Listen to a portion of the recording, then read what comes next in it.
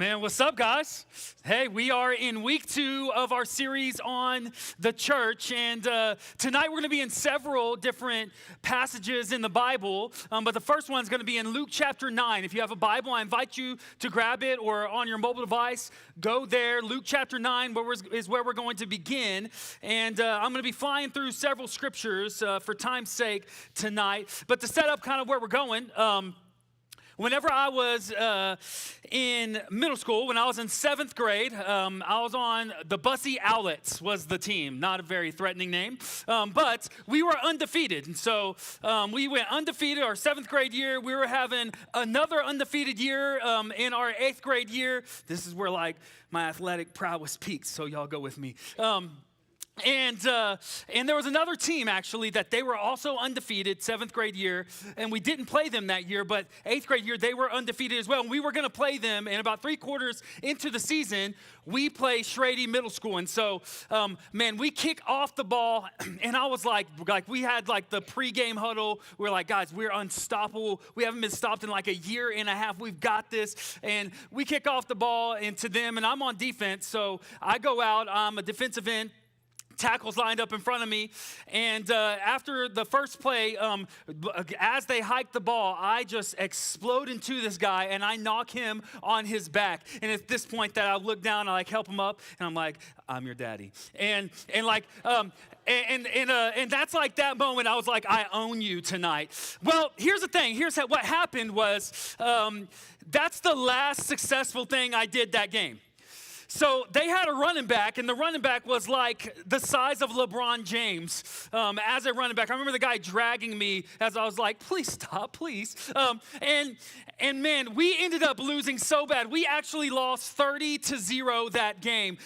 And we felt like TCU in the national championship game. You know what I'm saying? Like, if you're a TCU fan, it is what it is. Welcome to Texas Tech country and LCU country as well. And so, man, I was like, what happened?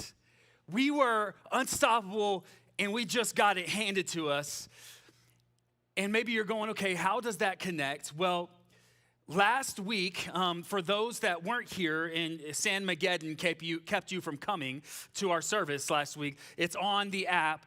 But last week we ended where Jesus says the statement, the first time he ever says the word church, he says, I'm going to build my church and the gates of hell will not be able to stop it. Powerful, powerful statement. Well, fast forward to today, and while the church is exploding in places like Africa and China and places in the Middle East, like it's not exploding here in our culture today, in America, in the United States. What happened? Why is it that it doesn't seem like we're gaining ground, but rather we're losing ground? Couple stats. Today, 6,000 to 10,000 churches will close the doors this year. 6 to 10,000. That's, I think, 100 to 200 roughly every single week. Today, about 20% or less than 20% of Americans go to church regularly. Doesn't sound like this unstoppable force. So what happened? How do we get back to, because here's the thing, Jesus says, I promise you, I'm building something, and it is not just going to barely survive, it's actually going to thrive against the forces of evil and darkness in this world. It's going to be light that pushes back the darkness. How do we get back to that? How do we become this as a group of people and as individuals? God did not just make you to survive, but he made you to thrive as you follow Jesus. And so we're going to go through 6 things tonight. Fly through 6 things that need to happen for us to see us become this unstoppable force that Jesus says we are and can be. The first thing this evening is not going to be a crowd pleaser, but the first thing is this, is what do we need to do if we're going to be this unstoppable force? We got to choose discomfort. Choose discomfort for the cause of Christ, namely. And if you're like me, man, like I love my comfort. So just like a few months ago, I went and took my daughters to go see the movie Puss in Boots, the new movie that came out. And so I go and we go into one of the theaters here in town. And is anybody else with me that like you've been in the recliner seats and now any other seat, you're actually upset about it? So we go into the theater, and even my daughter, like she's 4 years old, and she goes in and she looks at the seats and she looks up at me and she's like, I didn't sign up for this. And I was like, listen, Jesus died on the cross. You can handle this, okay? I didn't actually say that, but she was frustrated because she had to like do like a plank just to keep the seat, because it was like one of those where the seats fold up. It's one of those classic ones. And so she was just so uncomfortable the whole time. And I was like, man, I'm frustrated. I'm still mad about it. That's why I'm sharing about it. Months later, I'm talking to you guys about how, man, we've got to have, every theater should just have the recliner seats. They need, and the back needs to go up and the feet need to come. That's what needs to happen. I love my comfort. Why in the world, if I love my comfort, would I want to choose something that's uncomfortable? And that's what a lot of people are thinking, just in general in their lives, right? And a lot of people, when they come to church, it's no different. They see the church kind of like they would see a cruise ship. I'm joining this thing, and it needs to entertain me. It's something that I hope that I really enjoy the music while I'm there. I really hope that it's not too packed or that it's not too empty. I really hope that everything is to my liking, and I walk out thinking, how did this please me? Because it's all about my comfort and entertainment when we go on a cruise. And that's how some people see the church. But the church is actually less of a cruise ship. And he says it's going to be this unstoppable force breaking down the gates of hell. It's more like a battleship. And a battleship, that requires that we sign up to say, sign me up. I know that that's embracing discomfort in my life, but it's going to require that if we're actually going to join the church in its mission, that means that we're going to see the church not as a cruise ship, but a battleship. Where do we see this in Scripture? This call to embrace the uncomfortable for the cause of Christ. Luke chapter 9, verse 23. These are my life verses. And they were actually on my groom's cake at my wedding. Says, and he said to all of them, Jesus speaking, if anyone would come after me, let him deny himself, take up his cross daily, and follow me. For whoever would save his life will lose it, but whoever loses his life for my sake will save it. Now, he says, take up your cross. That would have been crazy. Choose to deny yourself. That's uncomfortable. And we don't have time to unpack that first verse, but we're going to spend time, just a few moments, looking at verse 24. For whoever would save his life will lose it. Why would I want to embrace and choose discomfort? Because whenever you choose comfort, living by your own comfort, it causes you to miss out on the life that Jesus created you for. When you choose to live, it says whenever you choose that you're going to save your life, you're going to live by what you want to do in your comforts in this life, you don't be who God created you to be. When you live by what is comfortable, you'll never live out the mission that you were created for. We're actually called to embrace discomfort. When we don't do that, we actually find ourselves in a destination that we don't want to be. C.S. Lewis, well-known author and theologian, he said it this way. He said, the safest road to hell is the gradual one, the gentle slope, soft underfoot, without sudden turnings, without milestones, without signposts.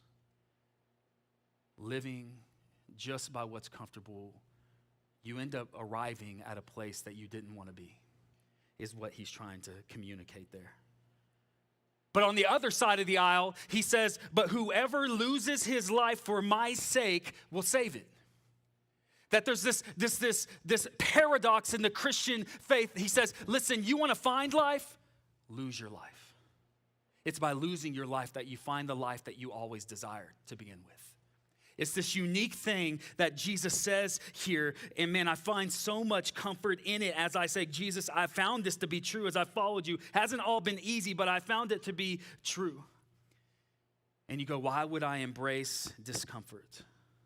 Well, because one, Jesus is worth it, but also something that I think we all understand is why would you choose to give your life away? It says deny yourself, lose your life, to find your life. Why would you do that? Something that I think we all understand. The answer is one word: love. So I've talked many times about my daughter and playing basketball. So she's 9 years old, and she's been learning to play basketball, getting better and better.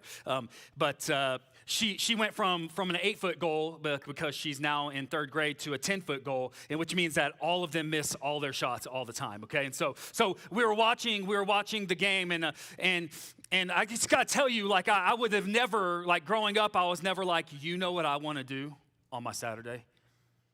I want to go watch little kids miss every shot that they take for about an hour. Sounds awesome. The game, a week ago, the final score was 5-2. I just want to remind you, she does not play hockey. She plays basketball. And she hadn't scored until, by the way, yesterday she got her first basket, so that was cool. Yeah, she got it. Way to go, Bridget. But man, like it's one of those things. What I've said to people is it was one of those games that you just really need to be a parent to enjoy. And meaning, like all the parents were like, "Go, you go!" We're like celebrating almost, like when shots almost hit the rim. We're like, "You almost hit the rim that time, yes!" You know, we're like, "Wait a second. Why was I on the edge of my seat? Because I love her." Love will cause you to do things that before you would not have done, because I'm willing to give my life away in that small way and in a lot of other ways, especially for my children. How does this look spiritually for us? Giving our life away for the cause of Christ. Like there's been many, many times I've gotten late night calls from students, and I take that call whenever I can, and I spend that time talking to them. Why? Because, man, Jesus and his love is in my life, and it flows from my heart for you guys. It's because of God. If it wasn't for God, no way that I would be doing what I'm doing. The reason why I stand up and I preach, even though I have this massive, at times, anxiety that I wrestle with by being a preacher and somebody that's really has an anxiety disorder and a panic disorder, that I would want to run away from doing things like this. Why do I do that? Because, man, Jesus, your love is worth it. The love of Jesus is worth it, that I would share his truth with people, and it's simply what he's called me to do. The same reason why I would go and I would share the good news of Christ with people throughout my life, that I would be embracing this uncomfortable thing. Why? Because of love, because God's love flows in my life, and I just want to say yes to him. And there's some things that we'll do that we go, I just don't know if I want to do that. Denying myself, taking up my cross, that's not something that I'm like, yes. Why would I do that? Well, here's why. And here's something I wrote down in my notes, and maybe you can find it helpful for you to write down as well. I am willing to do what I don't want to do so I can be who I do want to be. In my life, and I hope this is just true for us all, are you willing to do what you don't want to do so you can be who you do want to be? This is what it means for us to be the people of God that he's called us to be. Like, I want to be a man of God. I want to be the light that Jesus has in my life. I want it to shine and push back the evils in this world because I'm on this earth. And because we as a church are living that way. That requires that we don't see this thing as a cruise ship. Did I like the pastor? Was he funny? Did he entertain me? No, this is a battleship, and God's going, will you enlist? And will you say, God, send me. I want to live out your mission. I want to join the fight. And what is the fight? Super important question. What's the fight? What do we fight for? We fight so we can help others find hope. That's the next point this evening. We fight to help others find hope. The hope of Jesus. Colossians chapter 1, verse 27 says this. It says, to them, talking them is the church. To the church, God chose to make known how great among the Gentiles, the people that are far from God, people that are not the people of God, to make known among these people what are the riches of the glory of this mystery. And he says, here's the riches. And it's mysterious. And he says, it's Christ in you, the hope of glory. We contain the hope of Jesus in our lives, guys. We bring the hope of God to a hopeless world. A world that deep in us, all of us that have been distanced from God at one point in our lives. We wonder, man, is there actually hope for all the hurt, man, that I've gone through? The abuse and the the things that I've experienced and the brokenness that's just been all around me, is there hope for that? Is there hope that there's a purpose in that? Is there hope that there's reason for that? Is there hope that there's redemption for me? Is there hope that there's real forgiveness, or is this Jesus thing just too good to be true? Is there actually hope? And I want to tell you, man, there is. And Jesus is the hope that you long for if you're asking those questions. If that's the reason why somehow or another you're here tonight. Maybe so God could tell you this one statement: the hope of Jesus is for you. But as Christians, we carry this hope to the world. This is our mission. Erin, our college women's director, has shared this story before, but I find it very powerful, so I wanted to share it again. So her dad struggled with a lot of mental health stuff and found himself addicted to alcohol to the point that he was going to end up losing his life if he didn't make some changes. And he ended up finding himself in rehab. And he knew this about Erin, that Erin had had Jesus change her heart and her life. And Erin shared the hope of Jesus with her dad. And her dad saw the hope of Jesus in Erin. And Erin just started praying for her dad while he was in rehab. And while he was there, he ended up turning his life over to Jesus, which is really cool. And they ended up making these bracelets. These are like those survival rope bracelets. And it was a symbol, and he gave it to her. And he said, I want to give this to you because I want you to know that it's your prayers that saved my life. And on February 18th, he just celebrated, and her alongside of him, 10 years of sobriety, guys. 10 years. That's amazing. And whenever she talks with him, it's because of Jesus meeting him at his lowest point, which is what Jesus does for you and for me as well. But as a Christian, I want you to know something. A couple things from that is that, man, your prayer, God can use your prayer over someone else to change the path of their life. How cool is that? And that we would be willing to be in on this mission. Like there's somebody that needs you to share the hope of Jesus with them. I don't know if it's a family member. I don't know if it's a classmate or a roommate or a friend. I don't know who it is, but I know that there's people searching for hope that's found in Jesus alone all around us. Will you say, yes, God, I'm going on that mission. I enlist to be on that mission. And as we go into that fight, we're this battleship, it's so crucial that we are unified as we're on mission. How do we become unstoppable? We're united in a world that's divided. We're united in a world there's so much separation going on.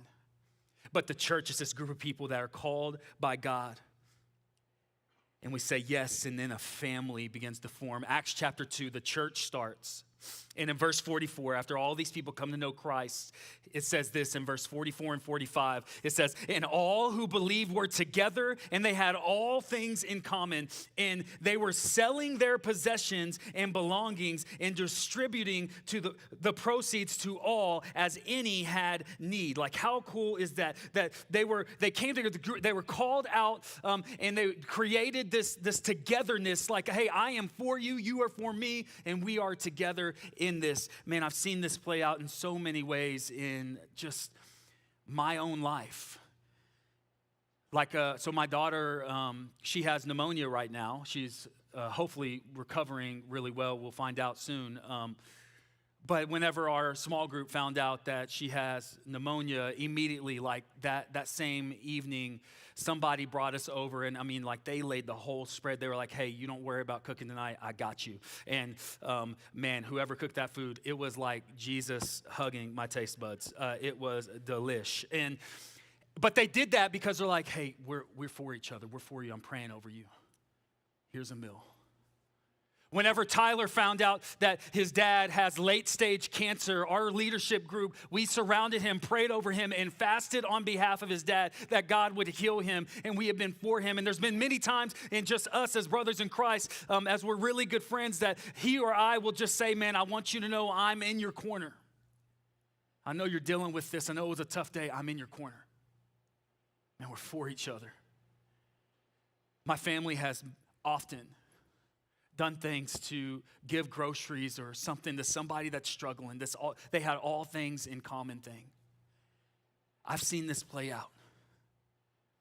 Man, this is what we crave. Like, this is why, by the way, we're vulnerable with each other, that we're transparent with each other, that we go, I'm pulling back the curtain and this is who I really am. And we see that in one another and we stay because God saw that in us and he stayed. And man, you can find that here, by the way. If you haven't joined the CG, we aren't doing this perfectly, but there are people that are really for each other, that are really caring for one another, and they are together, and they're united in a divided world, and this is what we crave. If you're not in a CG, man, I can't recommend it enough. But we're on this mission, and we're together, and as we're together, we are willing to risk it all for the cause of Christ. The next point is this, is that we risk rejection in order to reach the world. This is what we're willing to do.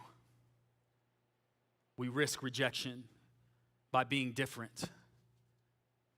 That it's okay, if people see us and they think, man, that's just weird. You don't live the way that other people live. And we get to share the hope that's in us as they see a difference in us. We're willing to to experience rejection in order for someone else to have redemption. This is what we do on a regular basis as a Christian who is seeking God. Now, here's the problem, and you know it as well as I do. There's many, many people that are claiming Christianity, and they look just like the world around them. Like, remove the verse from the Instagram bio, and there's no difference. And there's a church that Jesus is writing to in Revelation, the church of Laodicea, and this is a church that's dealing with that same problem. They look just like the world around them, and it says this, to the angel of the church in Laodicea, he says this in verse 14 in Revelation chapter 3, the words of the Amen, the faithful and true witness, the beginning of God's creation, talking about Jesus. I know your works. You are neither cold nor hot. Would that you were either cold or hot, so because you are lukewarm and neither hot nor cold, I will spit you out of my mouth. Signed sincerely, XO, God. Not something that we're like, I'm excited to read that from you, Lord. And so there's a picture here, and for us, I think we get this, think like room temperature coffee, right? Just not very pleasant. If you're like, wait a second, I love room temperature coffee, we will pray for you. It's weird. You got a place here as well, but it's weird. But for them, they would have understood the reference that he was saying here because in this church, in Revelation 3, when he's writing to this church in Laodicea, they were a pretty big city. This was a pretty big city, but they didn't have a good water source. And so they would have to pipe the water in an aqueduct. And so it would travel 6 miles in this aqueduct. And what would happen by the time it got to the city, it was this lukewarm temperature because it had just fallen to the temperature or risen to the temperature that it was in and that it was around. And what God's saying is that this is what a lot of the believers in this city were like. Spiritually, they would just fall or rise to the temperature that they were around. They were like spiritual thermometers. Thermometers, what did they do? They just show the temperature of the surrounding. We show the temperature of our surroundings, and this is what happens with so many people, man. Even we want to live for Jesus, but we find ourselves looking like everybody else that's around us. And this peer pressure thing that happens to us, and we find ourselves just end up in a place where we're no different from the world. We date like the world. We talk like the world, man. We're living for the same things the world is going after. There's really no difference. There's one example of this in my ministry of someone just falling to the culture that they're in. I have certainly had many times in my life, but this is more of a hyperbolic, more extreme example. So there was a guy that was in my youth group when I first started preaching, and we became really close. And whenever he left, he went off to the military, and after that, we just didn't have contact for years until I saw him. He popped up again on our socials, and I saw that he was starting a church. And I was like, oh, this is cool. He's starting a church. And I saw the name of the church. It was a church that he's starting in Colorado, and the church's name is 420 Church. And so 420 Church, I kid you not, the tagline of the church is God made pot and loves you a lot. And he would do these things, man, like I remember he was posting about, hey, if you give this amount of money to our church as they're trying to get a building, he said, if you give this much amount of money, then I'm going to give you this much weed so you can have, and they just wanted to make sure that they were able to raise a high amount. You get it? Okay. Giving weed. Okay, anyway. Listen, I have a lot of thoughts that I could give. I just don't want to dive into the weeds tonight. Anyway, okay. He would do these things called blaze and praise, where he would go live, and he would be like, blaze and praise will come happening in 1 hour. And man, like even outside of all that stuff, like that's an extreme example. It's true though. But even outside of that, that he posted on his own socials, his life was just falling apart. He had been arrested. He had been sleeping around. He had been in all kinds of arguments going back and forth with people. And he was saying like, Jesus isn't the only way. And he was just definitely going away from anything that I had shared with him. And man, I just go, how does that happen? And we say this often, how do you get 1,000,000 miles away from God? One step at a time. And this is where he found himself, and this is where a lot of people find themselves. We are supposed to be different. We're supposed to not be like thermometers. We're supposed to be like thermostats. Thermostats set the temperature in the room. There's a friend of mine, Corbin Young. He's the FCA chaplain for men's athletics at Tech. And he often says this statement, change the room. That because of your presence, the spiritual temperature of the room changes. So the question for all of us is, do you rise and fall with the temperature, or do you set the temperature, spiritually speaking? Are you more of a thermostat, or are you more of a thermometer? Let God speak to you in this, because God's called us to be different. And some of us, we are like, man, I want to be the thermostat, like I'm seeking to actually be different and live the holy life God's called me to live because Jesus is actually worth it. But at some point, the fire has started to fade. And your passion for Jesus has waned, and you found yourself drifting. And this is the next point. And this is the call for us tonight, that we would come back to our first love. That you would come back to your first love. In another church that he's writing to in the book of Revelation chapter 2, verses 2 through 4, it says this, it says, I know your works, your toil and your patient endurance, and how you cannot bear with those who are evil, but you have tested those who call themselves apostles and are not, and found them to be false. You're standing on the truth.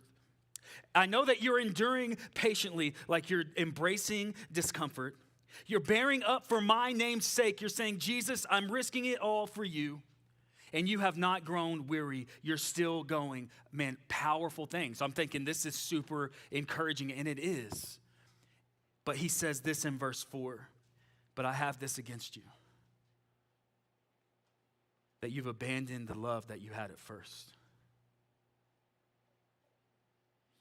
You abandoned your first love.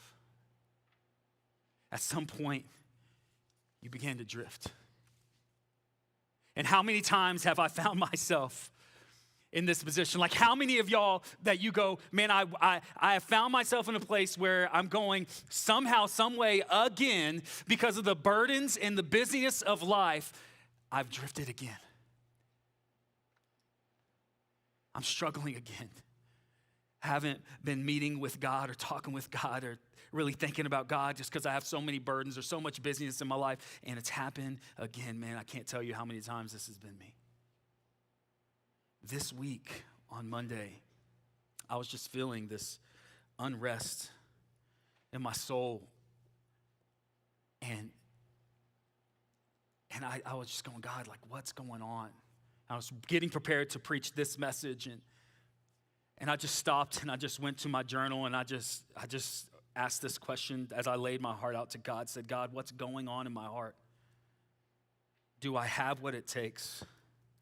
Having what it takes requires that, Jesus, you have me. Jesus, do you have me? Has my schedule pulled me again away from my Savior? Jesus, your love is better. I must give myself time to be with you and soak in your love. In all of my doing, I forget about just being next to you, being filled with your word. And I said, Jesus, here's my heart. And I spent 20, 30 minutes, and I said, God, speak. I just need you to speak.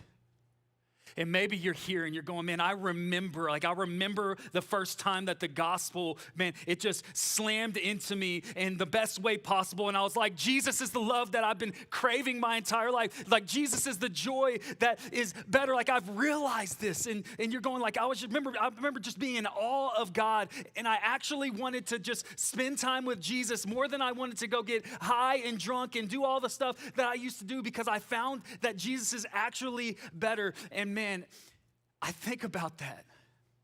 And I think about the love and the passion that was there. And I was like, God, I just want to spend time with you because you're real and you really redeem me and you really save me. And I really have you in my heart, in my life, leading me. And then sometimes I go, God, I often drift from that. And maybe you're here, you're going, man, I feel like it's so easy for me to drift. Like, I'm trying to follow God, but it's so easy for me to drift. The final point this evening, what do? We just come back to God and we humble ourselves before the Lord. Together, this is the call tonight, that we would humble ourselves, that we come back to our first love and say, God, here I am. Would you just speak to me? 2 Chronicles chapter 7, verse 14 is a very, very powerful scripture. It says, if my people who are called by my name will humble themselves and pray and seek my face and turn from their wicked ways, then I will hear from heaven and will forgive their sin, and I will heal their land. This is a revival definition. How does it happen? Healing in our land, man. Sins washed as far as the east is from the west. God forgets the sins. God adopts us as his own. What needs to happen? Is it that God's going, no, the people in the world that are rejecting me, those non-Christians that are not seeking me, man, they got to get it right or I'm never going to move. No, he says, if my people will humble themselves before me, that we go to God and we go, okay, God, I think humbling myself, it simply looks like, Lord, I don't know very much. But the one thing that I know in all the things that I'm dealing with is I gotta have you. And I'm coming back, Jesus. I just want to be still in your presence and I want to hear from you. I'm here. Would you speak? I had a conversation this week. And as I was talking with this individual, she was talking about how, she got in this relationship that was not good for her, and then things ended, and it was not a good situation. And she said, I cried out to God, and I was just crying out, and I stopped, and I was like, oh, so is that the moment that you turned your life over to Jesus? And she said, well, actually, no. And then she said, I found myself in another kind of relationship deal, and I found myself actually doing cocaine and drugs and things like that. And man, it was a very, very tough situation. And I remember crying out to God again, and I said, was it there that you surrendered your life? She said, actually, not yet. She said, I found myself in this pit of depression. And even there, I was just crying out to God over and over again. And I said, was it there that you finally turned your life over to God? And as we were having this conversation, she kept on saying, no, not yet. No, not yet. And it just clicked in my heart. I was like, this is so us often. Our whole lives, we cry out to God. We cry out to God. And at some point, I think that God is saying, listen, the whole time that you've been crying out, I have been there. I have listened. But I think he's going, when are you going to listen to what I have to say? When are you going to come lay your heart before me and not just cry out to me, but you actually lay your heart before me and say, okay, God, would you speak? I'm here, would you speak? I know I need you. Please speak to me. And you've heard multiple times tonight, listen, like it's not the cleaned up version of you that God's after. You don't clean yourself up to come to God. You clean yourself up by coming to God. So would you go and say, Jesus, okay, here I am. I want to humble myself before you. And when we do these things, these 6 things, man, we become the unstoppable church that we're called to be. Tonight, the points actually spell the acronym CHURCH, that we would choose discomfort, C, that we would help others find hope, H, that we would be united in a divided world, U, that we would risk by being different in this world, R, that we would come back to our first love, C, and that we would humble ourselves before the Lord. I believe that we become unstoppable. The invitation is, would you just come? I want to close by talking about the Asbury Revival. If you haven't heard of it, there's going to be a picture that they put. This is them worshiping. It's just an old style sanctuary type building. Nothing cool, fancy about it, but yet what happened was 20 students at the end, it's a Christian university, at the end of their chapel, regular chapel, they stayed and they decided that they were just going to pray and seek God, that God, let your love fill my life. And 20 later on that night turned to hundreds, and the next day turned to hundreds more, and then it turned to thousands, and this thing started to spread and spread and spread, and there was 10 to 20,000 people going to the services because the service never ended, guys, for 400 hours. It spontaneously happened for 400 hours. It just didn't end. And the millions of people worldwide started watching this and started traveling just to be a part of it. And it's reached to other universities and other campuses because, man, people are hungry for the hope of Jesus. And I'm so thankful that we're able to be a part of seeing this take place. But I'm telling you that it happened with 20 students just saying, God, I want your love to fill my life. I'm just saying, I'm coming to you. And I'm listening to you, and I need you. And that's the invitation for us. So tonight, there's going to be people that are going to be around the room ready to pray and talk with you with the glow sticks around their neck if you want to talk to somebody. We're going to have about 10 minutes of just being still before the Lord.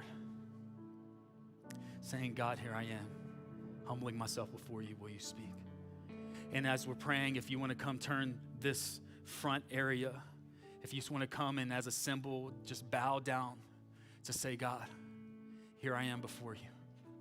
Let your love fill my life. You're more than welcome to come bow before the altar here. But we're going to spend some time just in silence saying, God, let your love fill my life. Let God speak to you.